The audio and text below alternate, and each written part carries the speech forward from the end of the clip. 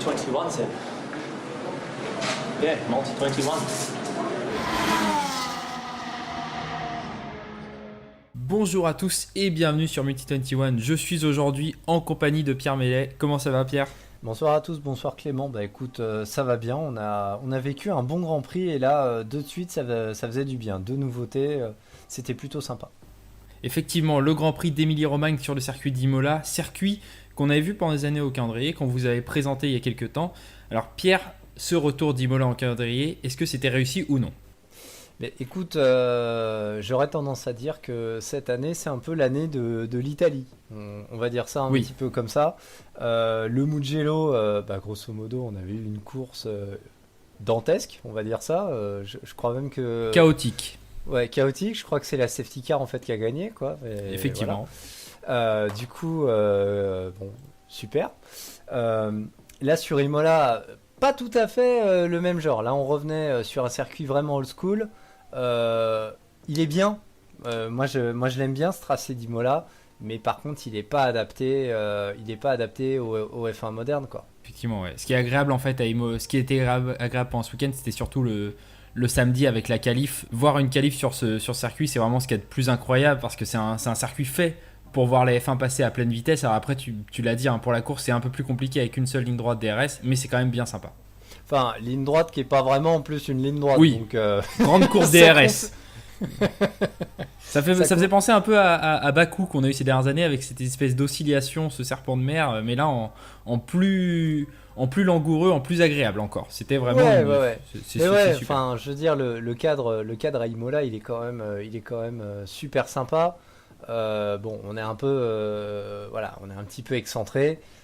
Mais voilà, on sent qu'il y a quand même le côté italien, il y a la ferveur des tifosi qui n'était pas présent. Le Grand Prix s'est tenu à huis clos.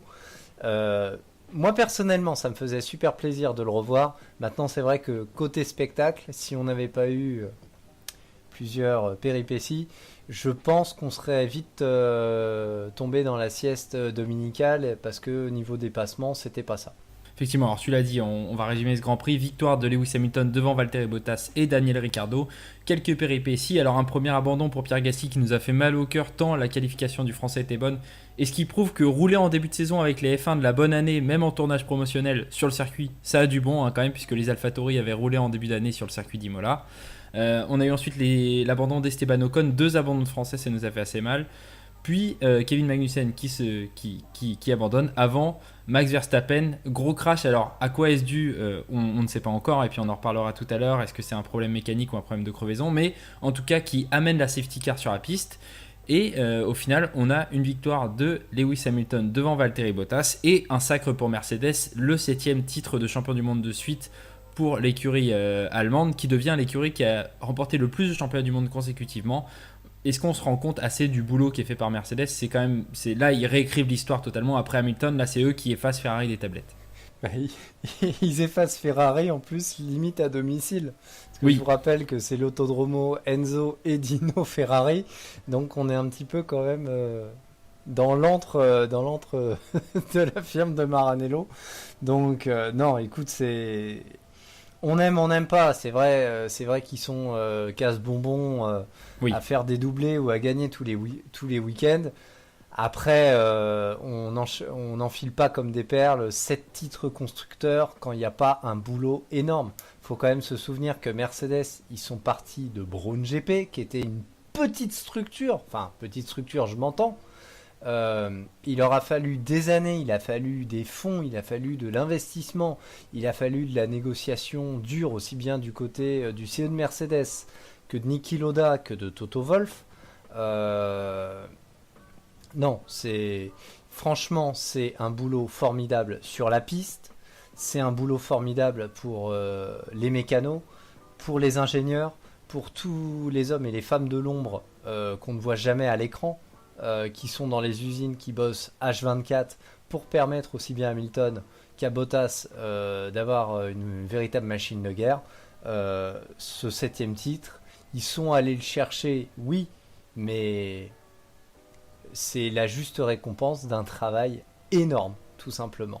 Et tu l'as dit, et d'ailleurs il y a 3 personnes à qui on pense qui ont énormément contribué à ça et qui sont trois anciennes personnes de la Scuderia Ferrari, c'est Michael Schumacher, Ross Brawn et Niki Lauda qui ont fait énormément pour le succès de cette équipe Mercedes et qui, Niki Lauda nous a quittés et c'est énormément triste. Ross Brawn est toujours là et doit être fier finalement de ce que ces deux équipes ont accompli parce que c'est lui qui a les deux records, Ferrari et Mercedes. Et puis on aura toujours une pensée pour Michael Schumacher. On espère le revoir un jour au bord d'un circuit, ça serait formidable. Mais tu l'as dit, ouais, un travail exceptionnel. Et puis une écurie Mercedes qui sait parfaitement profiter des situations. Hamilton arrive pile poil au moment où il y a une virtual safety car. Hop, c'est pratique, ça permet de faire un arrêt gratuit. Suite à l'abandon d'Ocon. Suite à l'abandon d'Ocon, les mauvaises langues diront que c'était un ancien pilote de Mercedes. Oui, ça, les complotistes, de toute façon, les complotistes, on en a toujours eu en F1 et puis on en aura toujours. Mais excellente stratégie de la part de Mercedes qui en plus a fait ce qu'il fallait, que ce soit en qualif ou en course, pour devancer Max Verstappen. Donc rien à dire sur ce Grand Prix, rien à dire sur cette saison. C'est les deux seuls pilotes qui peuvent être encore titrés. Énorme saison de Mercedes. Tout à fait. Face à eux, Red Bull a quand même connu pas mal de déboires. Déjà, Max Verstappen s'est retrouvé à 2 contre 1, mais bon, ça on en a l'habitude et Alex Albon nous le prouve chaque semaine. Et puis ensuite, parce que Max Verstappen a dû finalement abandonner sur un souci un peu spécial. Alors, il s'est retrouvé à 2 contre 1. Max Verstappen, déjà, il a eu une très bonne impulsion au départ qui lui a permis de faire l'intérieur à Hamilton. Ensuite, il s'est mis en chasse de Bottas. Il y a eu le jeu des arrêts au stand. Bottas, Verstappen sont rentrés en même temps. Hamilton a bien signifié à la radio que lui voulait rester sur la piste parce qu'il sentait que ses pneus avaient encore un petit peu de peps, alors que juste avant il disait qu'il avait des problèmes sur le pneu droit. Donc avec Hamilton on a un petit peu l'habitude. Donc il est resté sur la piste. Ensuite Verstappen au fur et à mesure est remonté sur Bottas qui a multiplié les erreurs, notamment au niveau de Rivazza. Nouvelle erreur de Bottas à Rivazza, DRS pour Verstappen et il l'a passé. Dépassement d'école, rien à redire. On s'est dit bon bah c'est bon, deuxième place, c'est quand même plutôt pas mal. Et là bam patatras, entre Tamburello et Villeneuve, il se retrouve dans le bac à gravier. Donc c'était pas de bol. Vous savez que je porte pas Verstappen dans mon cœur, mais là franchement il avait livré une vraie course de guerrier. Et je pense que la deuxième place était amplement méritée. Après, concernant Albon, il s'est fait chatouiller par Kvyat pendant quasiment toute la course. Il n'a jamais été dans le coup. Il y a la relance avec la voiture de sécurité. Il se fait dépasser par Pérez. Derrière, il perd le contrôle à la sortie de Villeneuve. Il manque d'emmener Sainz avec lui. Il repart dernier, il repasse au stand, il lui change les pneus. Bon, je dirais que le seul point positif pour Red Bull, c'est ils ont du bol d'avoir des mécanos hors pair avec des temps qui sont en dessous des 2 secondes. C'est le seul lot de consolation. Je pense que d'une certaine façon, Albon avait 2 courses pour montrer son plein potentiel. Je pense qu'il a craqué sous la pression et il a cramé ses 2 cartouches. 0 pour Red Bull. J'allais en parler de ça justement, c'est que juste avant le Grand Prix du Portugal, Red Bull avait donné 2 courses à Alex Albon pour se remettre en ordre. Alors on en a parlé la semaine dernière avec Louis d'un Alex Albon en perdition au Portugal qui prend un tour par son coéquipier, ce qui était extrêmement grave déjà, à voiture équivalente. Mais là, ce week-end il est vachement symbolique parce que déjà en qualification il est 7 centièmes derrière Pierre Gasly, il est 6ème sur la grille de départ alors que Pierre est 4ème avec une AlphaTauri. En course, c'est pas avec Pierre Gasly qui se bat, c'est avec Daniel Ricciardo, tu l'as dit. Ça, c'est le deuxième symbole, c'est que Daniel Ricciardo, ça a toujours été le pilote brinque-ballé de Red Bull à Toro Rosso, à AlphaTauri, dans la filière Red Bull. Enfin, ça fait 10 ans, ça va faire 6 ans qu'il est là et puis il est toujours là. Il multiplie les intérims, lui. C'est l'intérimaire le plus chanceux du monde, avant Nico Hülkenberg. Et puis, tu l'as dit aussi, le symbole ultime, dépassé par Sergio Pérez, qui est dans toutes les rumeurs pour aller chez Red Bull. Il se fait dépasser comme un bleu et après il fait cette erreur stupide qui l'amène à faire un tête à queue et à complètement cramer ses pneus, d'où cet arrêt au stand. C'était un week-end chaotique pour Alex Albon et on a souvent dit que les pilotes, que la filière Red Bull était très dure avec ses pilotes, c'est vrai.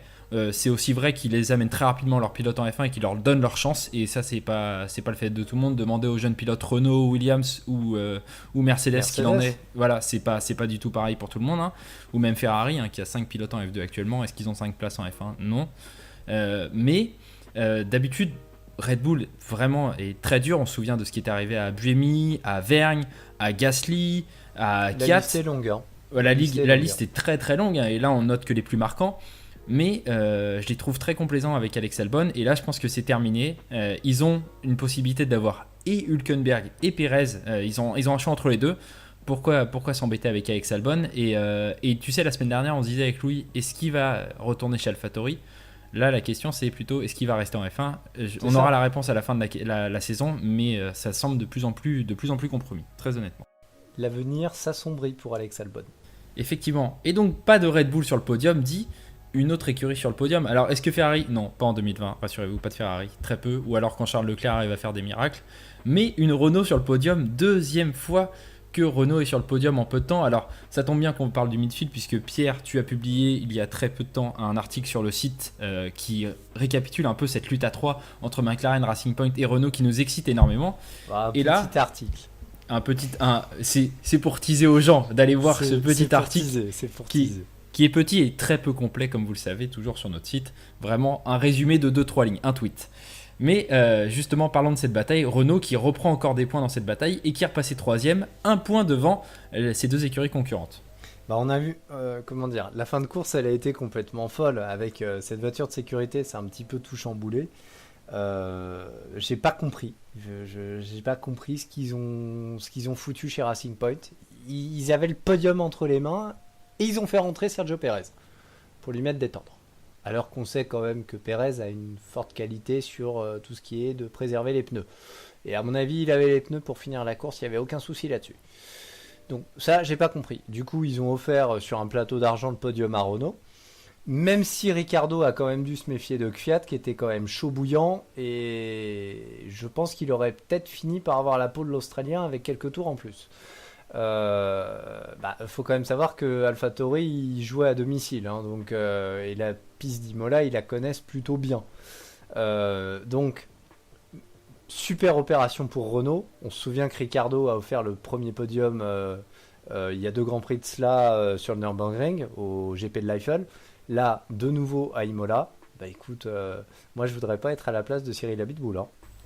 Oui, et puis finalement, est-ce que Ricciardo a bien fait de partir d'une écurie du midfield pour l'autre, sachant que Renault retrouve un peu de langueur en cette fin de saison? Ça va être une question intéressante de l'an prochain, mais on est très excité par cette bataille à 3 entre Renault, McLaren et Racing Point. Et concernant Racing Point, je voulais te poser la question, on a souvent vanté le fait que Pérez est très fort dans les courses chaotiques, que Lance Stroll est très fort dans les courses chaotiques, que Racing Point est très fort dans les courses chaotiques.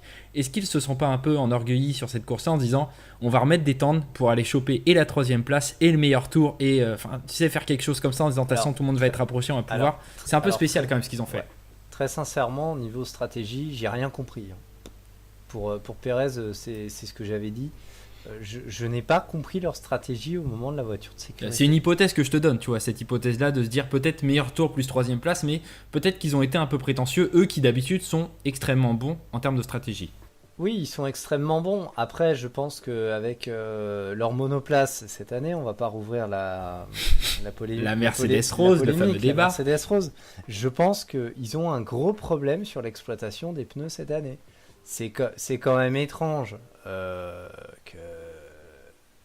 qu'une Racing Point, qui est entre guillemets la Mercedes de l'année dernière, avec des pneus tendres, déjà elle n'arrive pas à doubler la Ferrari de cette année qui est une charrette, première chose.